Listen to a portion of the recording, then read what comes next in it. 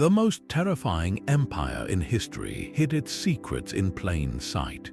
The Assyrian Empire ruled the ancient world with an iron fist, remembered for its shocking brutality and colossal winged statues. But what if we have been missing the real story, a story they carved into the very stones of their palaces and pressed into countless clay tablets? By the end of this journey, you will see this civilization not as a simple tale of conquest, but as a complex web of innovation, fear, and desperate ambition.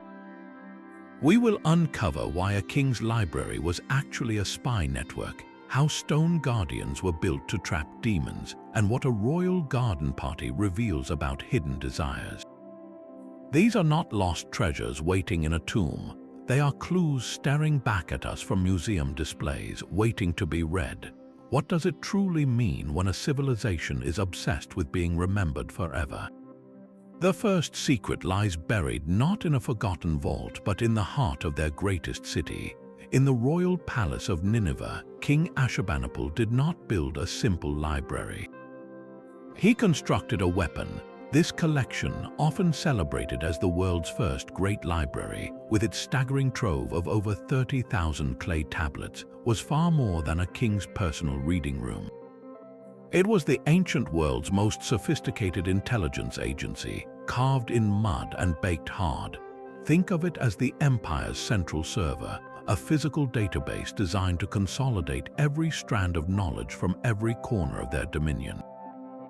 Teams of scribes acting as agents were dispatched to distant temples and scholars' homes. Their mission was not to borrow, but to confiscate. They collected medical texts from Babylon, astronomical observations from Uruk, treaty copies from vassal states, and literary masterpieces like the Epic of Gilgamesh.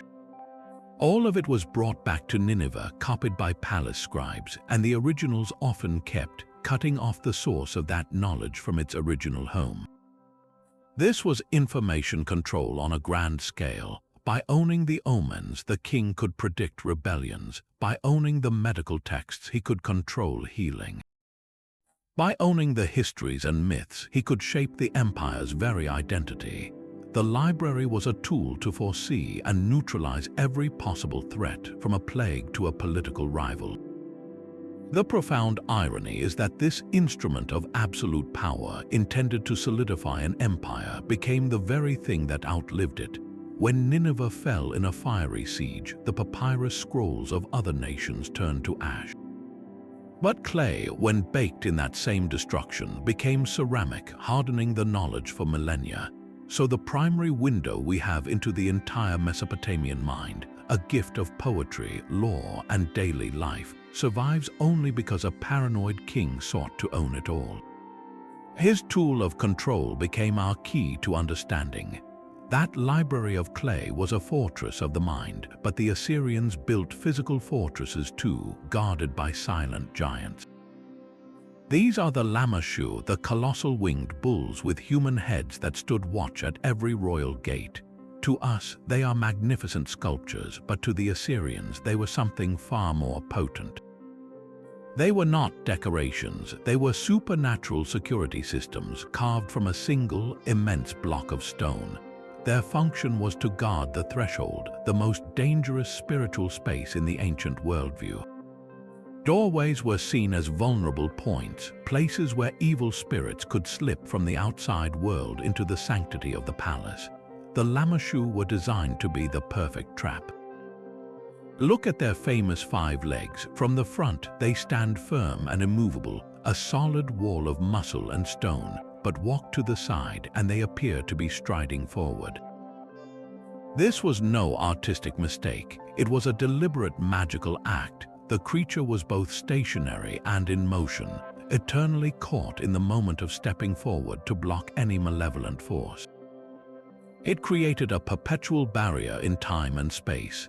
Their power was amplified by the very stone they were made from and the details carved upon them. Those intricate, ringleted beards were not merely symbols of royal authority. They were often covered in the finest, most delicate cuneiform inscriptions, tiny magical texts pressed into the stone like protective tattoos. These spells activated the statue, turning inert rock into a living guardian. So a visiting diplomat or a conquered enemy brought before the king would pass through a gate flanked by these monstrous, intelligent hybrids. They saw the impossible anatomy, the sheer scale that made men look like insects, and the implicit message was clear. If the Assyrians could command such beings to stand guard forever, what chance did a mere human army have? The Lamashu were the ultimate projection of power, a blend of architectural genius, spiritual belief, and psychological warfare, all frozen in stone to whisper one undeniable truth to every who approached. You are entering a realm protected by forces beyond your understanding. But stone guardians were only the first line of psychological defense. The true masterpiece of Assyrian intimidation was carved into the palace walls themselves, a permanent horror film in limestone. In the heart of Nineveh, King Sennacherib lined his throne room with a sprawling, graphic account of his siege against the Judean city of Lachish. To walk those halls was to be immersed in a calculated nightmare. These reliefs are not a simple historical record. They are ancient propaganda reels designed not to inform but to terrify and control. Every detail was curated to send one brutal message. Resistance is utterly futile, and this is exactly what happens to those who dare. Look closer at the scenes and the chilling efficiency becomes clear. The panels show not chaotic slaughter but a systematic industrial process of conquest. You see Assyrian soldiers using advanced, standardized siege engines to methodically breach the walls. You see prisoners being processed in orderly lines, their fate meticulously catalogued. Some are led away into exile, their lives spared for forced labor. Others are executed, their suffering depicted with cold, clinical detail. And at the center of it all, seated calmly in his garden, is King Sennacherib himself. He receives the spoils of the city and the pleas of its survivors, a picture of detached royal authority while the violence he ordered unfolds just feet away in the carving. This juxtaposition is the core of the propaganda. It shows the king not as a bloodthirsty monster, but as an unstoppable force of nature, so powerful he does not even need to witness the chaos firsthand. For any visiting ambassador or regional governor, the message was inescapable. The Assyrian war machine was a perfect, relentless system. It could reduce your strongest city to rubble, document every step of the process, and then turn that documentation into a permanent trophy in the victor's home. Your defeat would not be forgotten. It would become wallpaper. This was a terror broadcast carved in stone, ensuring that the memory of Lachish and the fear it inspired would long outlive the city's ashes. The reliefs turned military victory into a perpetual state of mind, a warning whispered from the walls for generations. The walls of Nineveh broadcast a message of fear, but the private chambers of the royal palace held a quieter, more revealing secret. In the royal bedrooms and throne rooms of Nimrud, another capital, archaeologists uncovered thousands of delicate ivory panels. These were not the grand, public reliefs of conquest. They were intimate, breathtakingly beautiful carvings inlaid into the wood of furniture, depicting lush gardens, mythical creatures like the Egyptian god Bes, and scenes of astonishing delicacy. Here is the hidden truth. Almost none of these exquisite ivories were made by Assyrian hands. They were plunder stripped from the palaces and luxury goods of the wealthy Phoenician and Syrian city-states along the Mediterranean coast, places like Sidon and Damascus. The Assyrian Empire, in its relentless campaigns, did not just take gold and slaves. It systematically harvested beauty. These ivories represent the peak of a foreign artistic tradition, one focused on organic forms, intricate symbolism, and a mastery of miniature detail that contrasted sharply with the Assyrian preference for massive, muscular stone propaganda. The Assyrians did not necessarily value the artistry itself. They valued what it represented. A conquered king's bed disassembled, its ivory panels pried off and shipped hundreds of miles back to Nimrud was a trophy of total dominance. These panels were then inlaid into the furniture of Assyrian royalty, so an Assyrian queen would recline on a headboard made from the plundered wealth of a dozen kingdoms, a physical map of the empire's reach beneath her. This practice exposes the brutal economic engine of the empire. It was a machine built on extraction. The ivories were a form of condensed wealth, but more importantly, they were a ledger of exploitation. The skilled artisans who carved them were often taken captive as well, forced to work for their new masters, bringing their techniques to serve the empire's appetite for luxury. The grandeur of Assyria was not generated from within. It was siphoned from every corner of its dominion, a glittering facade built on the drained resources and subjugated talent of others. The ivory panels, so delicate you could snap them with your hands, were in fact the hardened records of an entire system of control, turning the refined art of the conquered into a veneer for the conqueror's power. That plundered ivory was the private ledger of empire, but the most public receipt of power was carved in stark black limestone. Standing in the central square of Nimrud was the black obelisk of Shalmaneser III, a four-sided monument that functioned as the empire's ultimate victory column. Its surface is covered in 20 small panels, each a meticulous record of tribute brought by conquered kings from across the known world. But one panel, the second from the top, holds a secret that connects this Assyrian monument directly to the pages of the Bible. It shows a bearded figure dressed in fine robes, kneeling with his forehead touching the ground in the dust before the mighty Assyrian king. Above him, an inscription carved in cuneiform makes the identification clear. It reads, "The tribute of Jehu, son of Omri. This is Jehu, the king of Israel." The obelisk shows him, or more likely his ambassador, offering a staggering pile of tribute. Silver and gold, golden bowls and cups, tin, and the royal scepter. This is the only known contemporary portrait of an Israelite king in all of history. For centuries, the biblical account of Jehu was just a story in a religious text, but here, etched in stone by his greatest enemy, was the physical proof. The black obelisk was not hidden away. It stood in a public plaza for all to see, a permanent, in-your-face record of humiliation. Every visiting diplomat, every merchant, every citizen of Nimrud would walk past this stark reminder. It was a visual contract of submission, a declaration that even a powerful kingdom like Israel was now just another line item in the Assyrian ledger. The genius of the obelisk was its comprehensive humiliation. It did not just show one enemy defeated. It showed 20 different kings and regions, each in their own panel, all performing the same act of groveling obedience. To see it was to understand the entire imperial hierarchy at a glance. Assyria stood at the top, and below, in neatly ordered rows, knelt everyone else. Jehu's story in the Bible is one of violent rebellion and a bloody coup. He seized the throne of Israel by force, yet the black obelisk tells the other half of that story, the part the biblical writers might have wished to forget.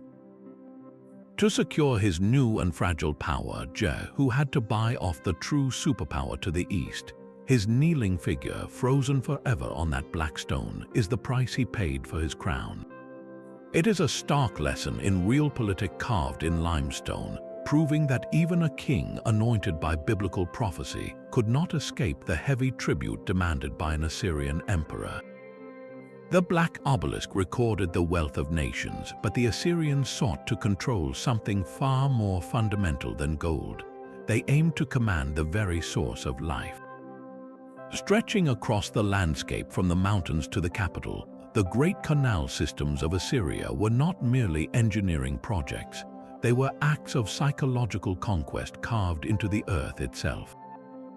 Consider the monumental aqueduct at Jerwan, built by King Sennacherib to quench the thirst of his colossal city, Nineveh. This was the first known stone aqueduct in history, a staggering channel that carried water over a valley on a raised bridge of limestone blocks. Its construction was a shout of triumph in stone and mortar, but the true secret of Jerwan is not in its arches but in its builders. The labor force that moved those mountains of stone that cut the channels for miles across the rugged terrain was composed entirely of people ripped from their homelands. Deported populations from rebellious regions, their cities destroyed and their identities shattered, were forced to build the infrastructure that made their conquerors' capital glorious. Every block they laid was a monument to their own defeat. Imagine the scene for a subject people. A river that once flowed freely through your own valley is now diverted, its course bent by a foreign king's will. You can see the water flowing in its man-made channel, a glittering ribbon across the landscape, but it is not for you. It flows relentlessly toward the distant, towering walls of Nineveh to fill the gardens of the very king who destroyed your home.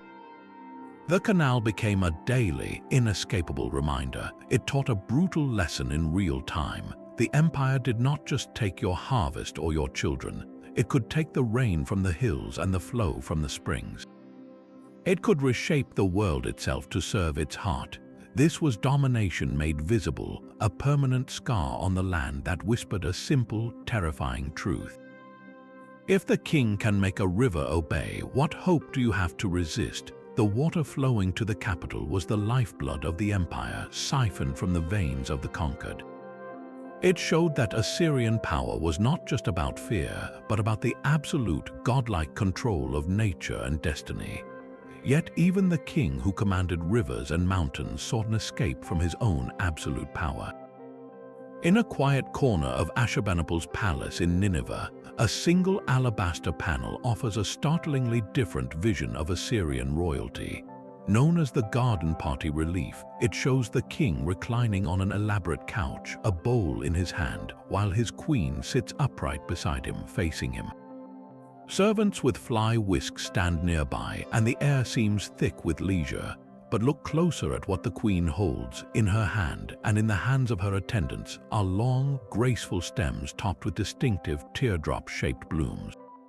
These are not the typical Assyrian palmettes or rosettes. They are unmistakably lotus flowers. In the context of the ancient world, the lotus was never just a decoration. In neighboring Egypt, the blue lotus was a powerful religious and cultural symbol, well documented for its mild psychoactive properties. It was steeped in wine to create a ceremonial drink that induced a state of relaxed euphoria, used in rituals to commune with the gods and enhance sensory experience. The presence of these flowers in the heart of the Assyrian palace is a profound clue. It hints at a secret layer of elite life completely at odds with the empire's public face of relentless discipline and raw power. This is not a scene of conquest but of consumption. The relief suggests that after the business of empire was done, the royal court engaged in sophisticated, ritualized intoxication. They may have used these substances to facilitate divine connection, to celebrate a victory, or simply to access a realm of pleasure and vision that their own brutal world could not provide. It reveals an elite desperate for a reprieve from the very machinery of terror they operated, seeking transcendence through chemistry. The garden party panel is a quiet rebellion in stone, a confession that even the most fearsome rulers needed to bend their own reality, to find a moment of peace in a garden of their own making, perfumed by the scent of an enchanted flower. The lotus flowers of the royal garden speak of an elite seeking escape, but the true engine of the empire ran on a far more common substance: mud. Pressed into thousands of palm-sized clay tablets, the mundane cuneiform records of daily life reveal a hidden world where commerce was as ruthless as any military campaign. Beneath the towering shadow of the king and his armies, a thriving, cutthroat private economy operated, one built on contracts and crushing interest rates. This is the secret of the merchant, the banker, and the bureaucrat. While the king conquered lands, these men conquered debt. A typical loan contract from the archives is a masterpiece of cold calculation. It records a simple transaction. A farmer, perhaps after a poor harvest, borrows a quantity of barley or a weight of silver from a wealthy official or temple merchant. The terms are stark. The interest compounded annually could range from 20 to 33%, an almost impossible burden for a subsistence farmer. The contract's small print, pressed in wedge-shaped marks, often included the ultimate collateral. If you cannot repay, your family, including your wife and children, will enter my household as debt slaves until the obligation is met. This was not an abstract threat. These tablets are the paper trail of a system designed to transfer wealth and labor upward quietly and permanently. It created a self-reinforcing cycle of dependency. The state demanded taxes in silver or grain, forcing farmers to take out loans at harvest time when prices were low. They would sell their crop to pay the tax, only to immediately need another loan to survive until the next harvest, sinking deeper into obligation. The same merchants who loaned the silver were often the officials collecting the tax, a perfect predatory loop. But the scale could be staggering, moving far beyond a single family. Surviving contracts show the sale of entire villages, including the land, buildings, and the people tied to it, traded from one wealthy magnate to another like a portfolio of assets. This reveals the empire's dual nature. Publicly, it was a hierarchy of king, soldier, and subject. Privately, it was a web of financial obligations that bound everyone from the poorest farmer to the provincial governor. The merchant with his scales and stylus could achieve what a soldier with a spear could not. He could strip a man of his freedom without a single act of violence, simply by calling in a debt recorded on a piece of clay. The empire's stability relied not just on fear of the army, but on the quiet, desperate fear of the lone shark. It was a society where the path to wealth was paved with other people's promises, promises that, when broken, turned free citizens into property with the stroke of a stylus. While merchants tallied debts on clay, the king recorded his victories in a far more permanent and dazzling metal. Guarding the entrance to the palace of King Shalmaneser III at Balawat were immense wooden gates, but their true power was not in the timber. It was in the 8 long, horizontal bands of hammered bronze that sheathed them, each one a masterwork of narrative art. To stand before these gates was to read a Bronze Age comic book of conquest, a sequential story told in repoussé relief where the empire itself was the only hero. The secret of the Balawat gates is in their relentless year-by-year chronology. They do not show a single glorious battle. They document a process, a repetitive cycle of imperial expansion that was the very heartbeat of Assyria. Take one typical sequence. The first panel shows the Assyrian army, a perfectly ordered machine, arriving at the towering walls of a foreign city.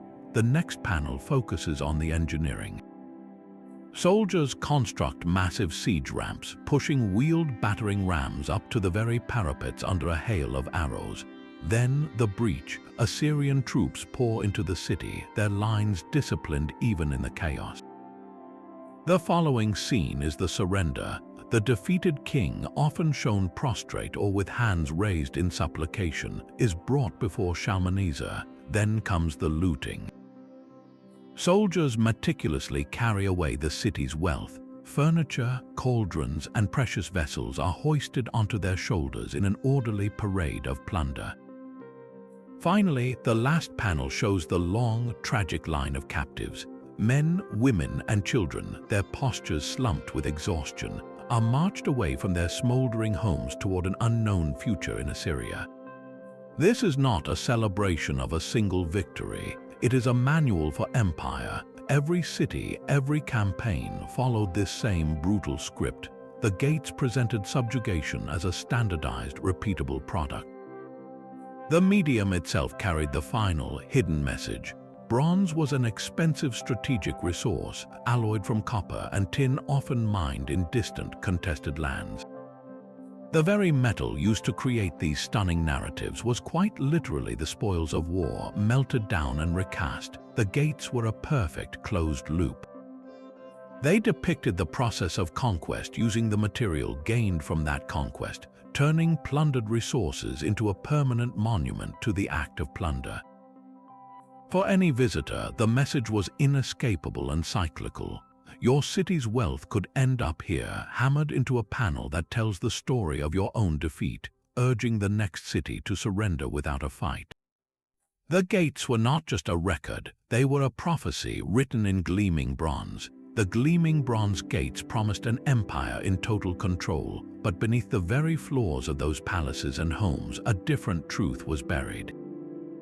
Tucked under doorways and thresholds across the Assyrian world, archaeologists have found simple, fired clay bowls. Turn one over, and the secret is written inside, not in the empire's official cuneiform, but in a flowing spiral of Aramaic script.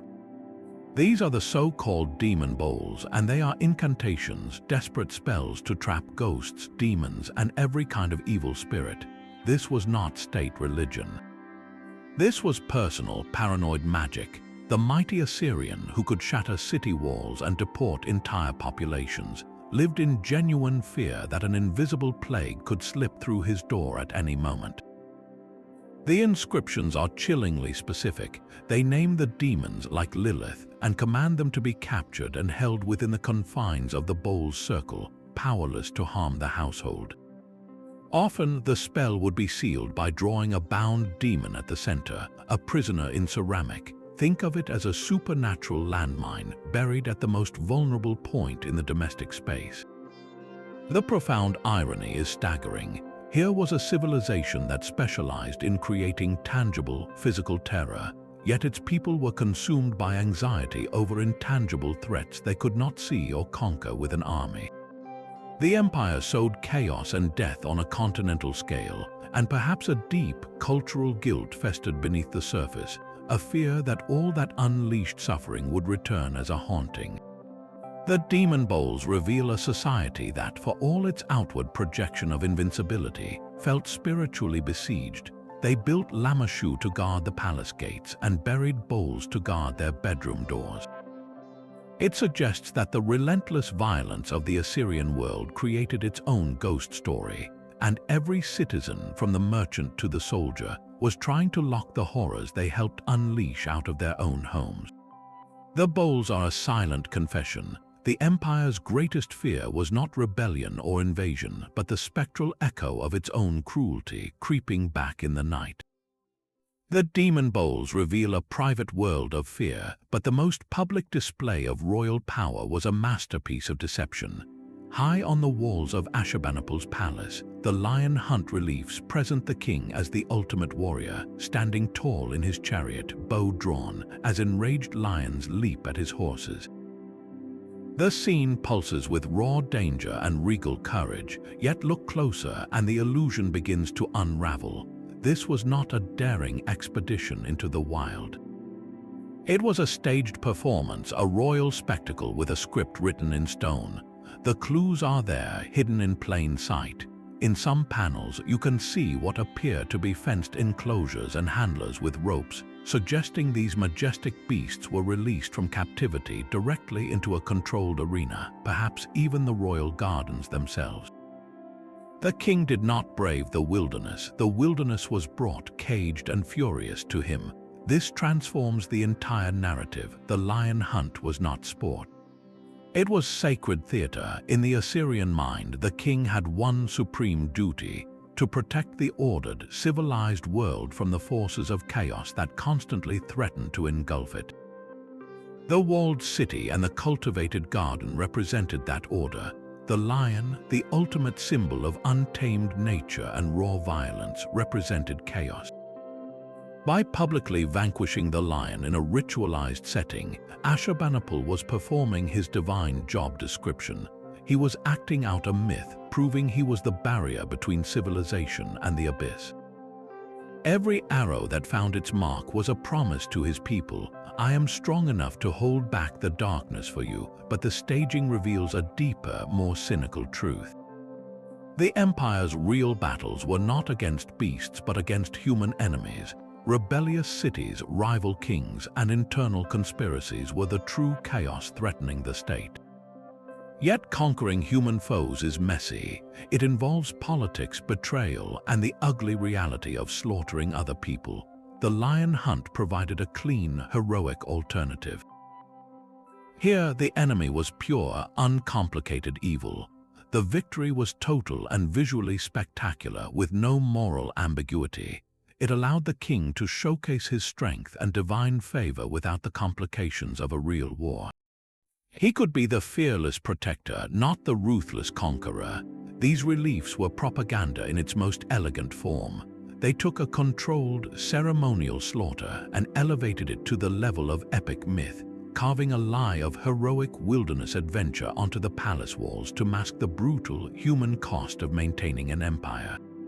But all that ritualized power, staged in the safety of a royal park, required a stage of unimaginable scale.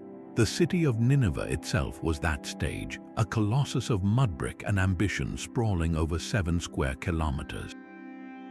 Its sheer size was not an accident of wealth. It was the result of a geostrategic masterstroke hidden in plain sight on every map of the ancient world. Look beyond its towering walls and see the land itself. Nineveh was not built on a random bend of the Tigris River. It was planted with surgical precision at the precise point where the great river met the major overland trade routes running from the Iranian plateau to the Mediterranean coast and from the Anatolian highlands down to the Persian Gulf. This was the ultimate crossroads. Every caravan of tin, every shipment of Lebanese cedar, every herd of horses from the north had to pass by its gates. The city was a natural toll booth and warehouse for an entire continent's commerce. King Sennacherib's true genius was not just in conquering, but in plugging his capital directly into this ancient network. His monumental canal system, like the aqueduct at Jerwan, was not merely for drinking water. It was a logistical circuit. By diverting mountain streams and rivers into a vast, man-made web of channels, he transformed the arid plains around Nineveh into lush, irrigated farmland capable of feeding a metropolis of over 100,000 people. He turned the city from a hub into a fortress and a breadbasket, all in one. The hidden lesson here is profound. Assyrian imperialism was never just about winning battles and collecting tribute. It was about controlling the very arteries of civilization. Who needs to conquer a distant city if you already control the road its grain travels on and the river its goods float down? By anchoring their empire at Nineveh, the Assyrians placed a fist directly on the heart of the ancient Near East circulatory system. They understood that true power lay not only in the sword but in the choke point. The city's walls were its muscles, but its location was its nervous system, sensing and controlling the flow of wealth, information, and life across thousands of miles. To hold Nineveh was to hold the remote control for an entire world. Nineveh controlled the crossroads of the world, but within its palace walls, a different kind of power moved in silence. The official story carved into every public monument is one of kings and conquests, a relentless parade of masculine authority. Where are the queens? Compared to the celebrated female rulers of Egypt or the powerful queen mothers of the Hittites, Assyrian women seem conspicuously absent from the historical stage. This is no accident. It is a deliberate omission, a secret kept by the stone itself. The truth is, Assyrian royal women wielded immense influence, but their power was designed to be invisible, operating in the shadows of the throne room. The proof was uncovered in the dust of Nimrud, in a place the official records never mentioned. In the 1980s, archaeologists stumbled upon a hidden vault beneath the palace floors. This was no storage room. It was the tomb of several Assyrian queens, and its contents were staggering. The women were buried with a king's ransom in gold. Elaborate crowns, heavy necklaces, finely worked vessels, and over 80 pieces of solid gold jewelry were placed with them for the afterlife. The wealth was not just for show. It was a direct reflection of the economic power they commanded in life. One of the most telling finds was not even made of gold. It was a tiny, hauntingly beautiful ivory plaque, just a few inches tall, depicting a woman's face.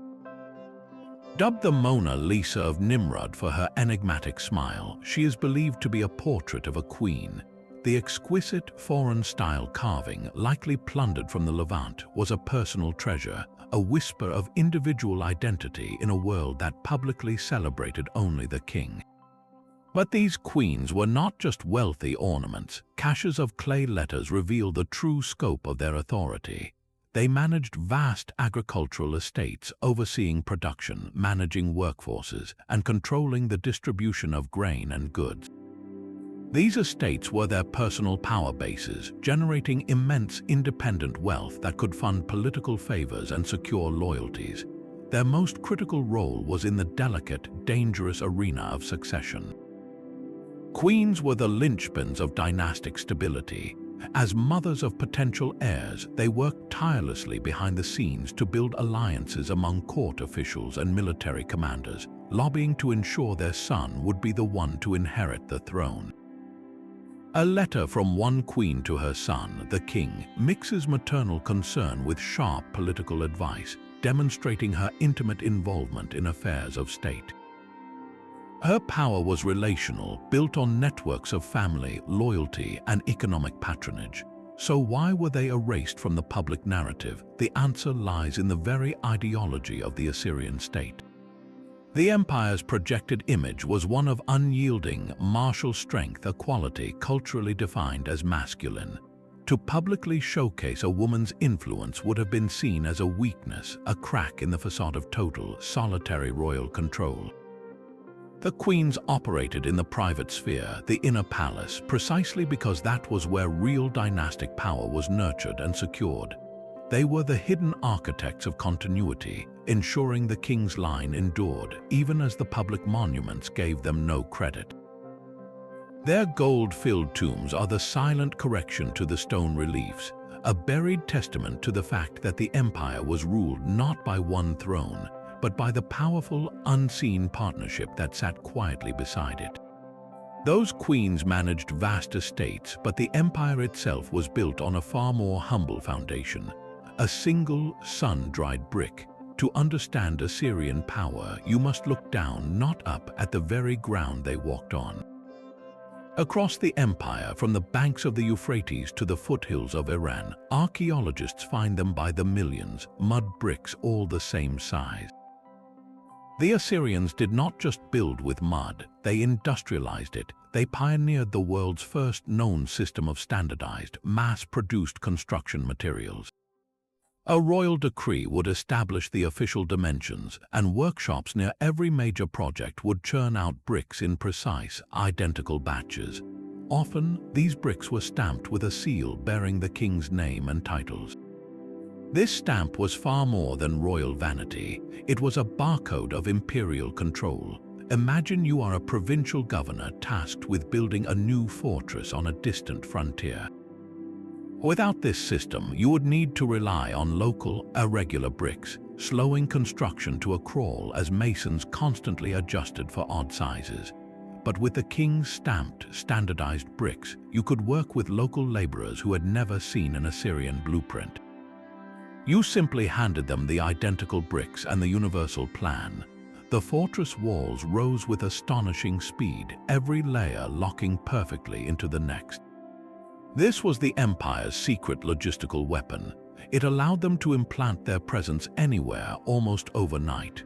A network of identical administrative centers, granaries, and way stations began to dot the landscape, all built from the same modular clay units. These buildings were more than just structures. They were nodes in a physical network, a kind of clay and mortar internet that bound the empire together. A messenger running the royal roads could find the same layout, the same secure storerooms, and the same garrison quarters in a fort in Syria as he would in one near Babylon. This consistency created a rhythm of control. Troops could be moved and supplied rapidly because every stop on the route was predictable. Information could flow along channels made literal by walls of stamped mud. The humble brick, often dismissed as the poorest building material, became the ultimate tool of integration. It turned local mud, the most common substance on earth, into a universal language of power. The king's name pressed into its surface was a silent, constant reminder that even the dirt beneath your feet now belonged to the empire, reshaped by its will into a perfect, repeating pattern of dominion. Yet the bricks and canals that built their world were guided by minds the Assyrians believed were not entirely human. Carved into the protective panels alongside the lamashu, you often find a different kind of guardian. These figures look like men, but they are draped in the scaly skin of a fish, or sometimes wear the mask of a bird. They hold a bucket and a pine cone, sprinkling purifying water over the king and his sacred trees. These are the Apkallu, the mythical sages from the time before the Great Flood, and their presence is not mere decoration. It is the ideological key to the entire Assyrian drive for innovation. According to their own myths, civilization did not evolve slowly. It was a gift bestowed all at once by these 7 divine sages who emerged from the watery abyss.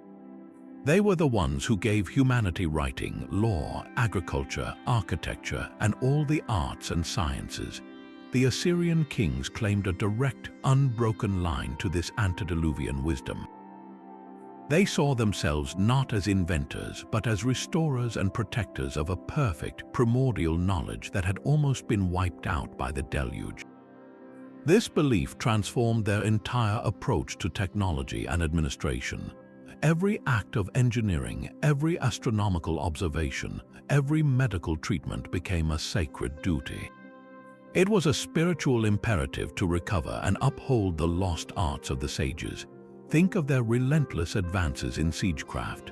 Building a complex battering ram or a towering siege ramp was not just a military tactic. It was a ritual act of applied sacred geometry, a way of harnessing the Apkallu's ancient knowledge of measurement and force to impose divine order on a chaotic, rebellious city. Their meticulous canal systems mirrored the sages' legendary control over the primal waters.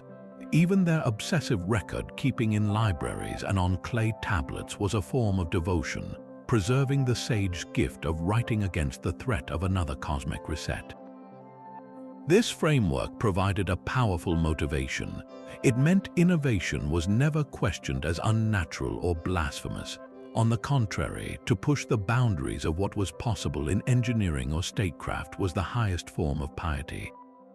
It was how a king proved he was the true heir to the fish-cloaked sages, actively rebuilding the perfect world that existed before the flood. The Apkallu figures, sprinkling their purifying water on the walls, were a constant reminder. Progress was not a choice, it was a holy mandate written in the stars and the rivers, a debt owed to the very founders of civilization. The empire's terrifying efficiency, therefore, was fueled by a profound myth. They conquered and built with such ferocious intensity because they believed they were saving the world, one calibrated measurement, one conquered city at a time. The sacred knowledge of the Apkallu was channeled into conquest, and those conquests were recorded with a surveyor's eye. On the walls of Ashurbanipal's palace, the reliefs of his campaigns in the Levant are filled with a strange, repeating landscape. Rolling hills are dotted with trees unlike any native to the flat plains of Mesopotamia. They are tall, conical evergreens with dense, layered branches. These are not artistic inventions. They are the famed cedars of Lebanon, rendered with startling botanical accuracy. The secret of these so-called cedar mountain reliefs is not just their depiction of a foreign land, but their unintended function as an ecological archive. They map a world the Assyrians were in the very process of erasing. For the empire, these forests were not a scenic backdrop. They were a strategic resource, the ancient world's equivalent of oil fields. Lebanese cedar was a miracle material. It was strong, fragrant, resistant to rot, and perfect for constructing the massive roofs of palaces, for building the fleets that controlled rivers, and for creating the immense doors sheathed in bronze. The reliefs, which show Assyrian soldiers cutting down these very trees, are a proud record of this extraction, but step back and a darker pattern emerges. The carvings celebrate the act of harvesting, but they also freeze in stone the appearance of an ecosystem that was being harvested into oblivion. The empire's appetite was insatiable. A single royal inscription from an earlier king, Sennacherib, boasts of using 40,000 logs just for one building project. Multiply that demand over centuries of Assyrian construction, shipbuilding, and tribute demands, and you begin to see the scale of the depletion. The reliefs, meant to glorify the king's reach into these majestic mountains, become a tragic baseline. They show us what the cedar forests looked like at the peak of their exploitation, a snapshot of abundance taken just as the timer was running out. This is the hidden duality of Assyrian documentation. Their artists were trained to observe and record with precision, whether it was the feathers on a dying lion or the distinctive shape of a conifer. In doing so, they created an inadvertent ledger of loss. The carved trees stand as silent witnesses to a process of environmental alteration that was as much a part of imperialism as building forts or deporting populations. The empire did not just conquer people, it consumed landscapes, turning ancient, slow-growing forests into the temporary infrastructure of its power. The reliefs ask us a haunting question. When a civilization is so focused on depicting its own strength, does it even see itself eroding the very foundations of the world it claims to master? That precise record of environmental change reveals an empire that saw the entire world as a contract to be managed. But their most binding contracts were not written on stone or bronze. They were pressed into fragile clay designed from the start to be broken. Across the empire, vassal kings and client rulers were forced to swear allegiance through elaborate treaty ceremonies. The terms were inscribed on tablets, and the rituals were deeply solemn, invoking the gods of both Assyria and the subject nation as witnesses. The ruler would swear to provide troops, pay tribute on time, and never conspire with Assyria's enemies. In return, he received the protection of the empire and the right to keep his throne. It looked like diplomacy. It felt like a sacred oath, but the secret is in the medium itself. Why choose clay? Stone was permanent, bronze was prestigious, clay was commonplace, brittle, and easily shattered. This was no accident. The very fragility of the treaty tablet was its core feature. The ceremony was a public performance of submission, a theater of obligation where the vassal king pledged his future before his own court and guards.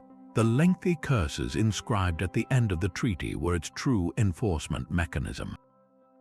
They detailed in horrifying specificity the divine punishments that would befall the oath breaker.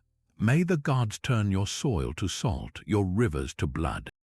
May your children be born deformed, your cities consumed by plague.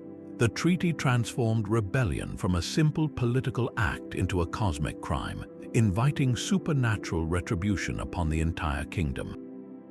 Yet the Assyrian king kept a copy of that same treaty in his archives.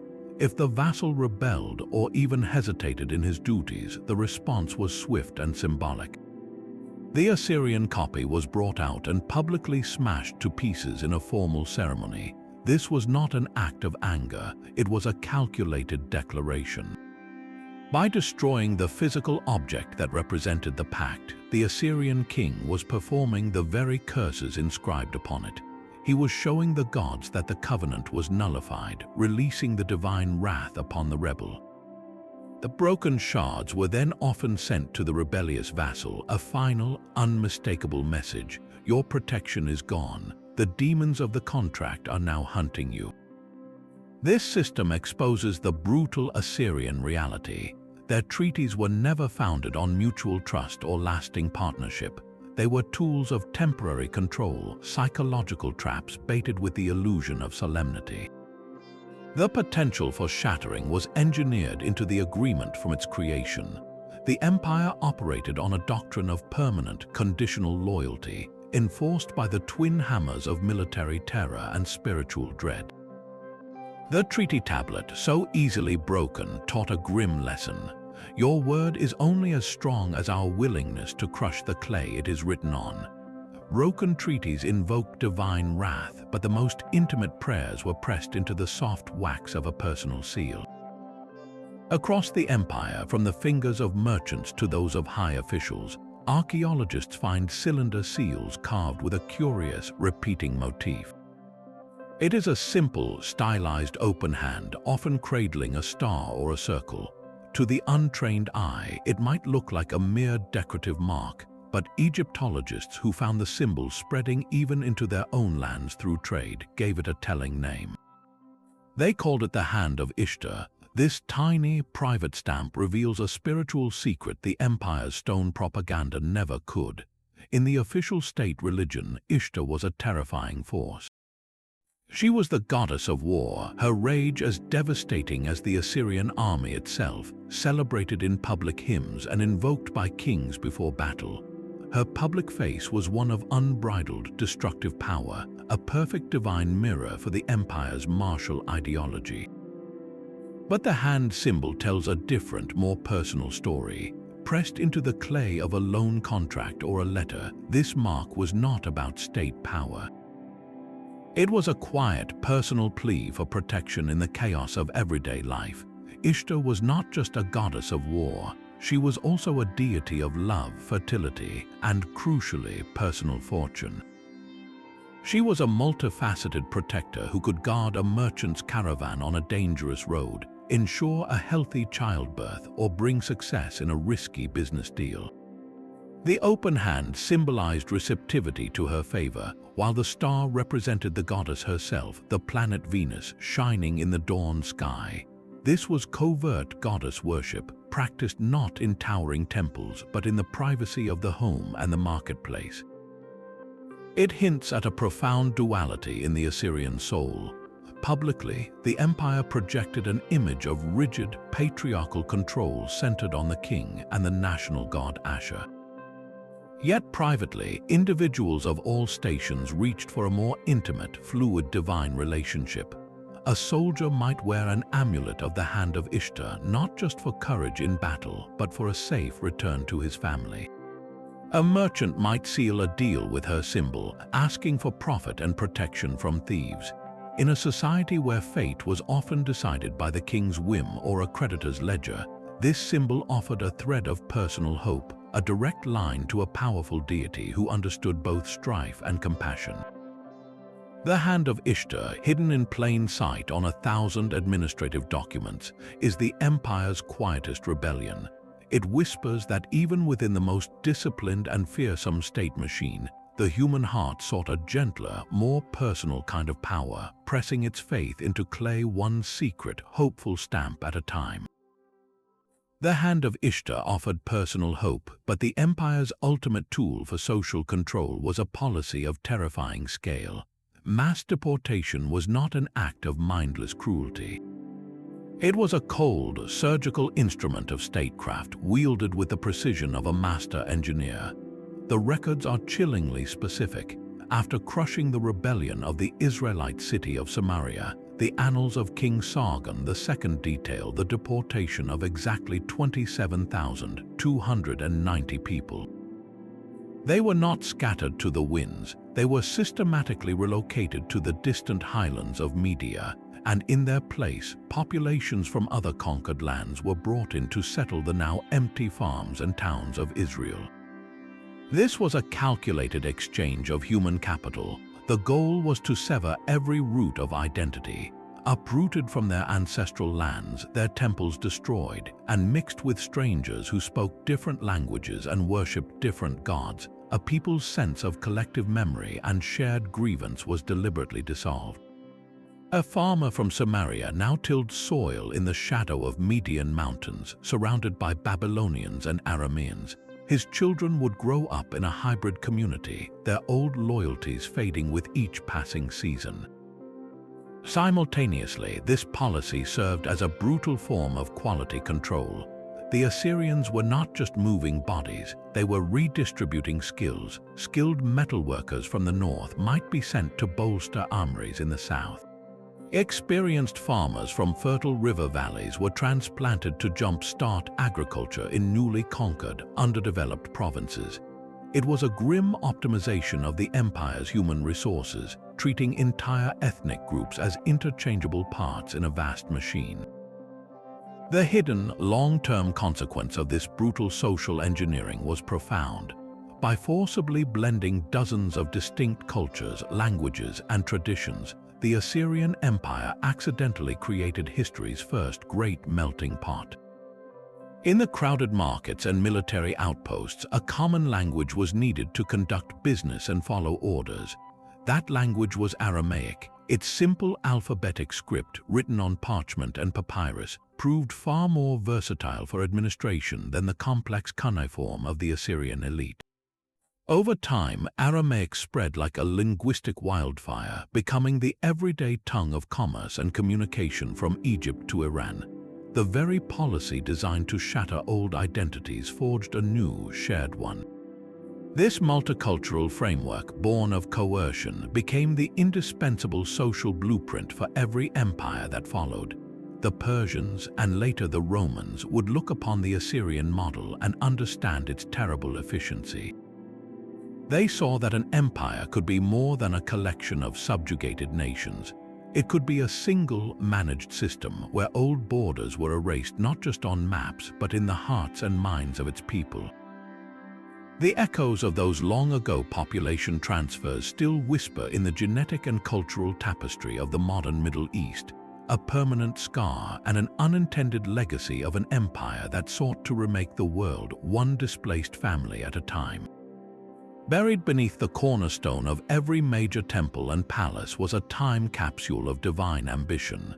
These were the foundation deposits, carefully placed boxes of lead or stone, filled with objects chosen to anchor the building to eternity.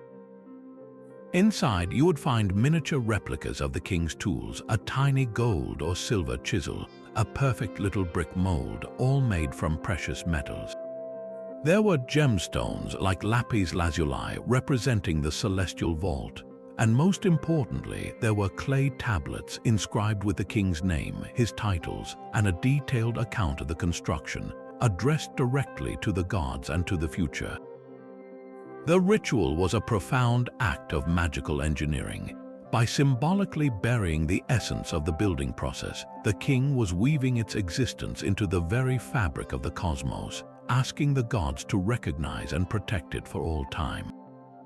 But read the inscriptions on those tablets and a quiet tremor of doubt becomes audible. The prayers often include a specific plea directed not at the gods but at a hypothetical future ruler.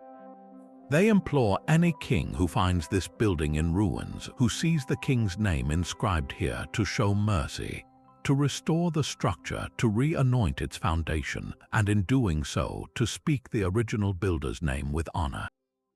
This is the hidden anxiety in the empire's cornerstone. In the very act of trying to secure eternal glory, they were confessing their deepest fear, that all this stone and gold would one day crumble, and their name would be forgotten unless a stranger showed them grace. The ritual was a bet placed on the kindness of future enemies, and that bet was lost. We know this because archaeologists have found the empty slots, the disturbed chambers where these deposits once lay. They were not discovered by benevolent restorers. They were looted systematically by the very powers that overthrew Assyria. When the combined forces of the Babylonians and the Medes finally sacked Nineveh in 612 B. See, they did not just burn the palaces, they methodically sought out these foundation deposits, pried them from the earth, and carried them off as the ultimate trophies. Imagine the symbolic victory for a Babylonian soldier, to dig up the magical box that an Assyrian king believed would protect his palace forever, to hold the tiny gold tools meant to bind the building to the gods and to take them home. It was more than plunder. It was a spiritual desecration and a political statement of absolute finality. The objects crafted to ensure a dynasty's permanent place in the world became proof of its utter erasure. The foundation deposit, the empire's prayer for immortality, became its most ironic artifact. It stands as a silent lesson in the fragility of power, a message in a bottle that was not found by a friend but broken open by a conqueror, its sacred contents scattered to the winds of history. That prayer for permanence, shattered and looted, reveals a desperate fear of erasure. Yet on the sun-baked walls of King Sargon II's capital at Khorsabad, the Assyrians found another way to make their power glow. Here, the stone reliefs gave way to something even more dazzling. Vast panels of glazed brick, a shimmering tapestry of deep blues, radiant yellows, gleaming whites, and vibrant greens, depicted colossal winged bulls, majestic lions, and the king himself standing before sacred trees. To stand before them was to be bathed in a radiant, otherworldly light. But this beauty was a secret language, and every colored tile was a word in its vocabulary. The first code was written in chemistry. That specific lapis-like blue did not come from common clay. It was derived from cobalt, a mineral so rare its sources were state secrets, likely controlled in distant Iran. The lush greens required precise amounts of copper, mined and smelted with expert knowledge. Just obtaining these pigments meant the king's reach extended into the farthest mountains, and his workshops could perform alchemy, transforming rock into radiant color. A single panel was a map of economic dominion, a glowing receipt for control over trade routes hundreds of miles long. But the images formed by these bricks were the real incantation. The panels did not show scenes of battle. They presented a perfected, eternal order, repeating patterns of the sacred tree, flanked by eagle-headed genii or the king himself, created a rhythmic, hypnotic barrier along the walls. This was not mere decoration. It was a visual spell, a permanent ritual frozen in ceramic. The Assyrians believed the visible world was constantly threatened by invisible chaos. By covering the palace walls in a continuous loop of divine symbols and protective spirits, they were effectively wallpapering the realm with a magical force field. The kiln-fired glaze made the spell weatherproof, ensuring the incantation would not fade in the rain or blister in the sun. It was a permanent, glowing assertion of a divine contract. The king, depicted in his ritual role, became part of the architecture's protective circuitry. The technology itself was a message. Firing glazes at consistent temperatures to achieve uniform color across thousands of bricks was a logistical and chemical marvel. It demonstrated a command over fire and earth as complete as their command over armies. The glazed brick walls shouted a silent truth to any visitor. A civilization that could make mud shine like precious stone and bend light itself to its symbolic will was not merely powerful. It was transcendent, operating on a plane between the human and the divine. The stones of Nineveh told stories of conquest, but the glowing bricks of Khorsabad promised something far more potent, an eternal, radiant order that chaos could never dim. Glowing walls promised divine order, but the empire's true mobility came from a living, breathing source. Tucked away in the administrative archives of Nineveh, far from the heroic reliefs, are thousands of mundane tablets from the royal stables. They are inventories, dry lists of horse breeds, trainer assignments, and precise fodder rations. Read them, and you uncover the secret logistics behind the stone-carved blitzkrieg.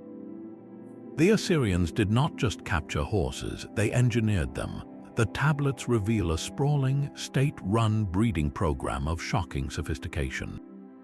Officials systematically imported prime stallions and mares from the mountain regions of Anatolia and the plains of Iran, lands famed for their robust equine stock.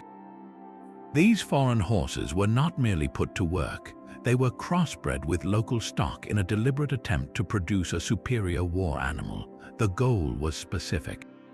A chariot horse needed explosive power and a steady temperament to pull a heavy, rattling vehicle into the heart of chaos. A cavalry mount required endurance, agility, and courage to carry an armored lancer across broken ground. The stables were, in effect, the empire's military research and development division, and every foal was a prototype. The bureaucracy was obsessive. Tablets track a horse's life from birth, noting its pedigree, the name of its groom, its training progress, and even its feed. A horse destined for the king's own chariot might receive a special grain allowance, a better quality of barley to build muscle and spirit. This was asset management on an industrial scale. The famed reliefs show the terrifying result. Lines of identical chariots, each pulled by a perfectly matched team, thundered toward the enemy in a synchronized wave. This iconic image of Assyrian shock tactics was impossible without the ledgers that came before it. You cannot have uniformity on the battlefield without standardization in the stables. The ability to strike fast and hard across vast distances did not begin with a general's order. It began years earlier in the careful pairing of two animals in a royal paddock and in the clerk's note detailing the expected lineage of their offspring. The empire's reach was measured not only in miles conquered, but in the consistent strength of 1,000 horses' legs, all bred, trained, and fed according to a central plan. Their terrifying speed was a product of paperwork, yet the very title that crowned the Assyrian king contained a poison pill. He was not merely a great king or a mighty king. His most exalted title, carved into every foundation stone and victory steel, was Shah Kishoti, King of the World. To our ears, it sounds like the ultimate boast, the pinnacle of human arrogance. But for the Assyrian ruler, it was not a boast. It was a job description, a sacred and terrifying cosmological contract. The king was the earthly steward, the sole human agent for the universal dominion of the supreme god Ashur. His divine mandate was not to rule a specific nation, but to actively expand the borders of divine order, pushing back the chaotic, untamed lands that lay beyond. The hidden, tragic secret is that this ideology made peace impossible. Victory was not an endpoint, it was a receipt, proof the king was doing his job. And the moment he stopped conquering, he was failing his god. This created an existential imperative for endless expansion. A king could not simply govern. He had to constantly prove his worth by bringing new lands, new peoples, and new tribute under Ashur's and therefore his own sway. There could never be true peace, only a temporary pause to regroup and rearm for the next campaign. The administrative genius, the standardized bricks, the mass deportations, all of it served this single, unsustainable goal. The system was a masterpiece of efficiency, but it was designed to feed a monster that only grew hungrier with every meal.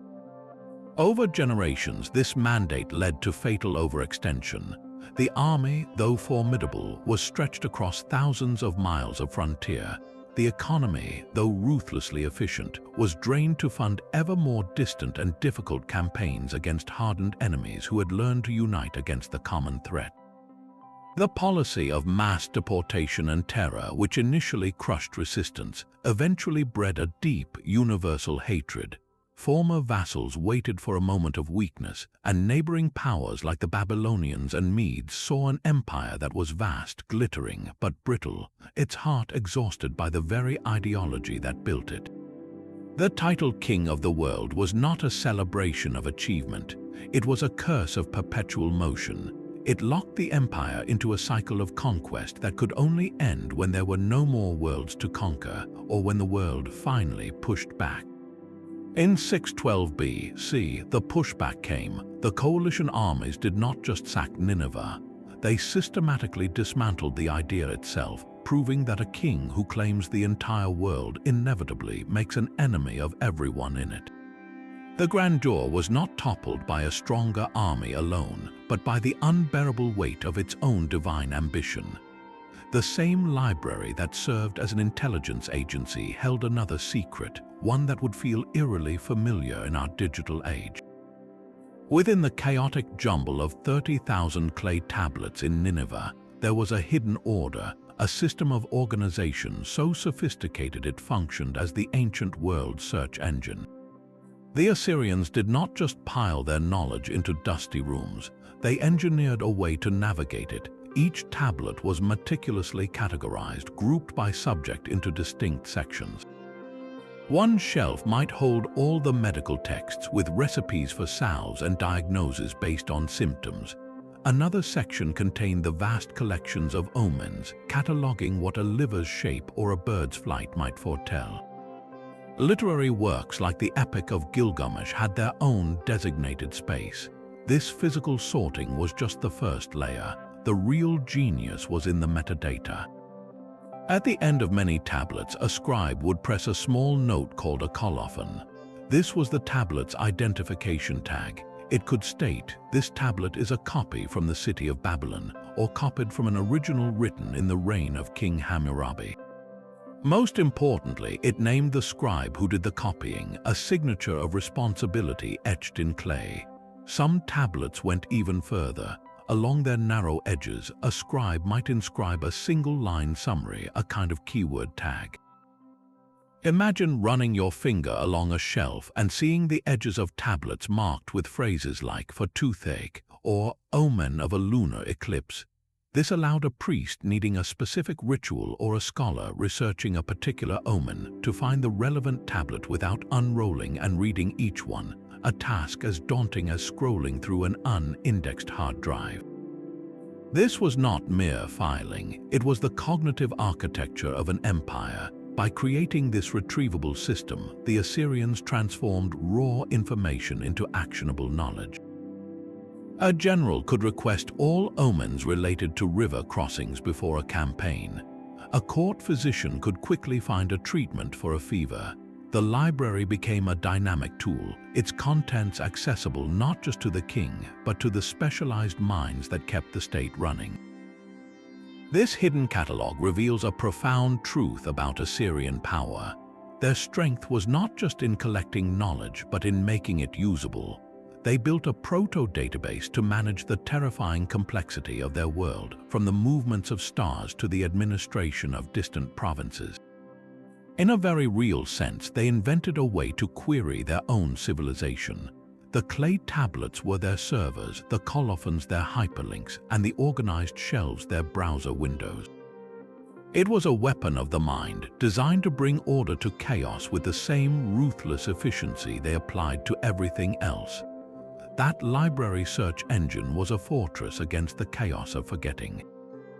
But the final, overarching secret of the Assyrian Empire is not carved on any one wall or pressed into a single tablet. It is the silent, desperate vibration humming beneath every stone they ever laid.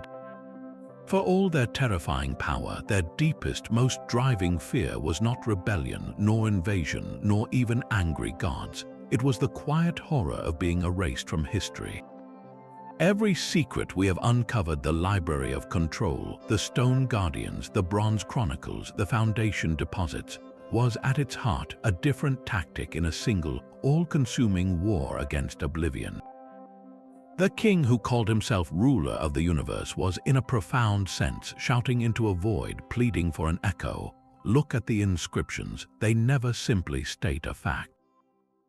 They perform it again and again in a ritual of self-assertion.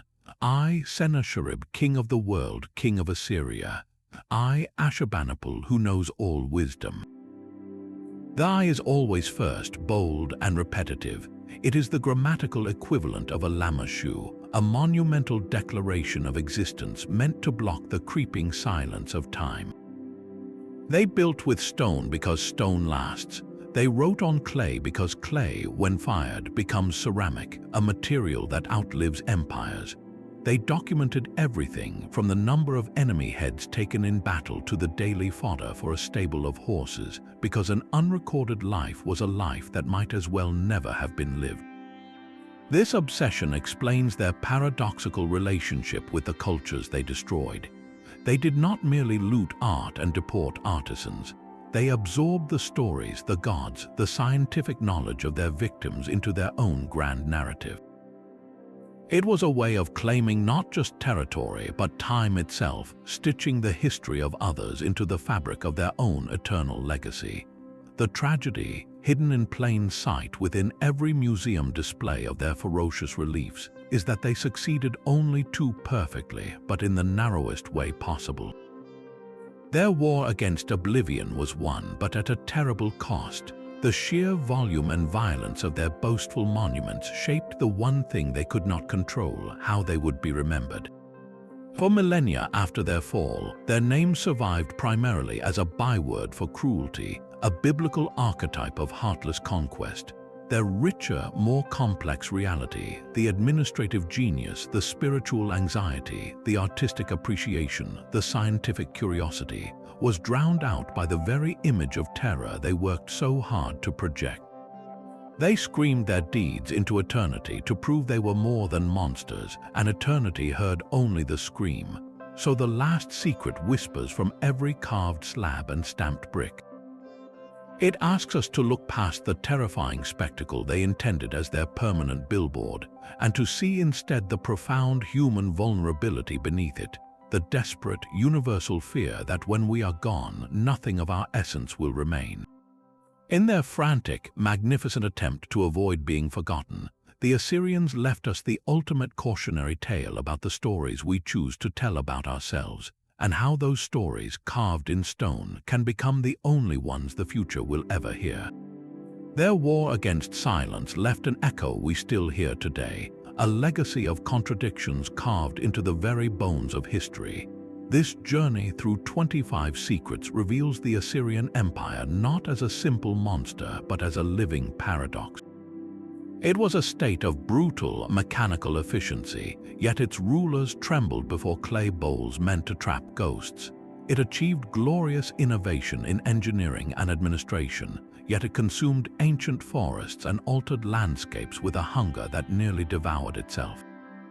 Above all, it was an empire obsessed with crafting a permanent, stone-carved legacy, yet it was built on foundations of such profound spiritual and logistical fragility that its collapse was almost preordained. They sought to be remembered as invincible gods, but their artifacts confess they were all too human, haunted by the same fears that haunt us. The ultimate lesson is not buried in a lost tomb. It is displayed in plain sight in the museum cases we stroll past. A carved panel is not just art, it is an ecological record. A stamped brick is not just rubble. It is a barcode of control. A humble lone tablet is not just ancient paperwork, it is a snapshot of quiet desperation. History's deepest truths are not always secrets waiting to be unearthed. Often, they are stories waiting to be read in the artifacts we have already found. The next time you stand before a relic like the lamashu, look past its imposing size. Look into the details, read the tiny inscriptions in its beard, question the scene it portrays. What is it trying to prove, and what is it accidentally confessing? Every ancient object is a message, and we only need to learn its language. We would love to hear which of these Assyrian secrets shocked or fascinated you the most. Was it the library as a spy network, the demon bowls under the doorways, or the ecological cost of their cedar forests? Let us know in the comments below. And if you enjoyed this deep dive into history's hidden layers, subscribe to join us as we continue to unravel the mysteries hiding in plain sight, story by story.